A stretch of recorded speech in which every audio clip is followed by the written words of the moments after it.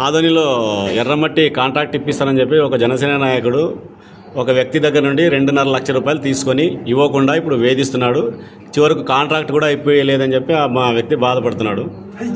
మరి దానికి మీ జనసేన నాయకుడు చేసిన మోసానికి మీరు దాన్ని ఏ విధంగా నాయకుడిని ఎవరు నష్టపోయినారో ఇప్పుడు నేనేమంటున్నాను, ఎవరు నష్టపోయినా బాధ్యత తీసుకునేటువంటి నాయకత్వం అది ఎవరు చేసినారు.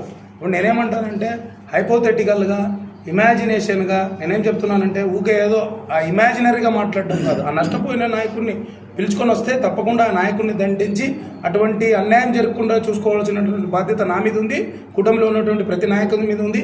మా ఎమ్మెల్యే గారు ఇంకా చాలా స్ట్రిక్ట్గా ఉంటారు ఆ విషయంలో. దయచేసి నేనేమంటున్నానంటే ప్రెస్గా మీకు మేము తెలియజేస్తున్నాం, ఆ బాధితుడు ఎవడో పిలుచుకొని రండి. ఇంకొకసారి మా దాంట్లో కూడా అట్లా నాయకులు ఉంటే కూడా మేము సరిదిద్దుకోవాలి కదా. తప్పకుండా అటువంటి నాయకత్వం ఏదైనా ఉంటే కూడా మేము కూడా సరిదిద్దుతాం, తప్పకుండా ఆయనకు న్యాయం చేస్తాం. ఇంకొకసారి ఇటువంటి వ్యక్తికి ఇటువంటి చేయకుండా మేము తప్పకుండా అతని చర్యలు తీసుకుంటాం. ఇంత ట్రాన్స్పరెంట్గా చెప్తున్నాం కదా. నేనేమంటున్నానంటే ఊహాజనితమైనటువంటి అభియోగాలు వద్దు, చెప్పొచ్చు, పేర్లతో సహా చెప్పవచ్చు. అంటే మీ కుటుంబ సభ్యుడు మీ సోదరుడు బసవ 2.5 లక్షలు ఆర్టీజీఎస్ చేసిన ప్రూఫ్ ఇచ్చినాడు. ఎవరు తీసుకొని రండి, అతను ఎవరు అవుతున్నాడు, ప్రభావితుడు శివ అని మా గ్రావెల్ మీకు పర్మిషన్ ఇప్పిస్తామని చెప్పేసి తప్పకుండా పిలుచుకొని రండి అంటున్నాను. ఇంకోటి మీకు స్వామి బసవ ఇద్దరు కలిసి తీసుకుని నేను అదే చెప్తున్నాను, పిలుచుకొని రండి అంటున్నాను. నేను ఇంకొక మాట మీకు మీడియా ముఖంగా ఒకటి చెప్తున్నాను, open challenge. Basava is not Janasena leader. Basava యొక్క గతం మీరు ఒకసారి ఆలోచించుకోవాలి. అతని ఈ నియోజకవర్గానికి కూడా సంబంధం లేదు. మీరు బాగా ఆలోచించుకోండి. ఆయన ఎప్పుడో వైసీపీ కంట వేసుకున్నాడు. ఆయన హాల్వి మంత్రాలయం నియోజకవర్గంలో మా తమ్ముడు వైసీపీకి సంబంధించినటువంటి ఉప సర్పంచ్. మీడియాకు క్లారిటీ ఇస్తున్నా, చెప్తాను చూడండి, మీడియాకు ఫుల్ క్లారిటీ ఇస్తున్నా. బసవ నాకు సోదరుడు అయిండొచ్చు, తమ్ముడే, రాజకీయమే. జనసేన పార్టీనే, వైసీపీ పార్టీనే. నేను ఒకటి చెప్తుండొచ్చు, ఎవడో ఇప్పుడు ఒక తమ్ముడిని వాడుకొని అన్న మీద బురద చల్లేటువంటి కార్యక్రమం ఎవరైనా చేసుకుని ఉండొచ్చు.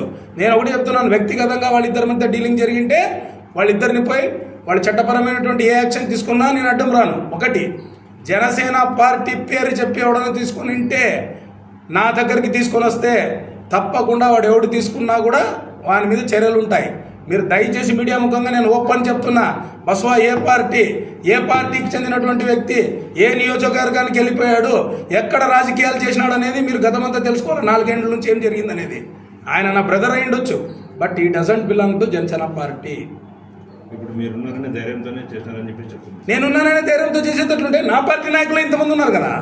నేను ఒక మాట అంటాను, నేనున్నాననే ధైర్యంతో ఇంతమంది నాయకులు ఉన్నారు కదా నా పార్టీలో. ఒక్క నాయకుడు ఒక తప్పు చేసినాడని చెప్పి నిరూపించండి.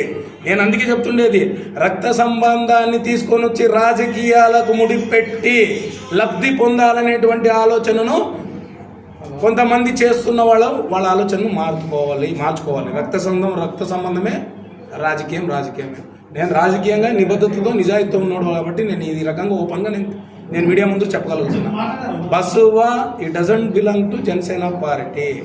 బసవ మా తమ్ముడైనా కూడా ఆయన వైసీపీ పార్టీకి చెందినటువంటి ఉప సర్పంచ్. బసవ మంత్రాలయం నియోజకవర్గానికి చెందినటువంటి వైసీపీ పార్టీకి చెందినటువంటి నాయకుడు. నాకు ఆయనకు అన్నదమ్ముల రిలేషన్ తప్పితే రాజకీయంగా ఎటువంటి రిలేషను లేదు. ఇప్పుడు కూడా ఆయనేం నా ఇంట్లో ఉండట్లే, నేనేం ఆయన ఇంట్లో ఉండట్లే.